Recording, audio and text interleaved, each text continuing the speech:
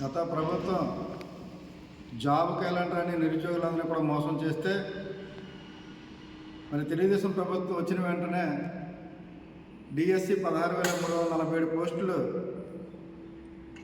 Release చేసి మరి నిరుద్యోగులు ఊరట కలిగించినటువంటి చంద్రబాబు నాయుడు గారికి తెలుగుదేశం పార్టీ తరఫున మా తరఫున కూడా ప్రత్యేకంగా ధన్యవాదాలు తెలియజేస్తున్నాం. ఎందుకంటే నిరుద్యోగులు ఈరోజు ఎదురు చూస్తున్నటువంటి డిఎస్సి మొదటి సంతకంతోనే చేసినటువంటి ఘనత నారా చంద్రబాబు నాయుడుకి దక్కుతుంది. అలాగే ఈరోజు చూసుకున్నట్టయితే నిరుద్యోగులు ఎదురు చూస్తున్నటువంటి డిఎస్సితో పాటు అలాగే పెన్షన్ విధానం కానీ అలాగే ఈరోజు అన్నా క్యాంటీన్లు కానీ ఇవన్నీ కూడా చేయడం హర్షణీయం.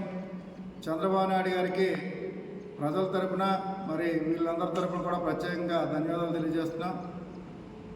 దీంతోపాటు మరి ఇంకా ఆంధ్రప్రదేశ్ పరుగులు పెట్టాలంటే పోలవరం కానీ అమరావతి కానీ పూర్తిగా డెవలప్ చేయాలనేది చంద్రబాబు నాయుడు గారిని కోరుతున్నాం.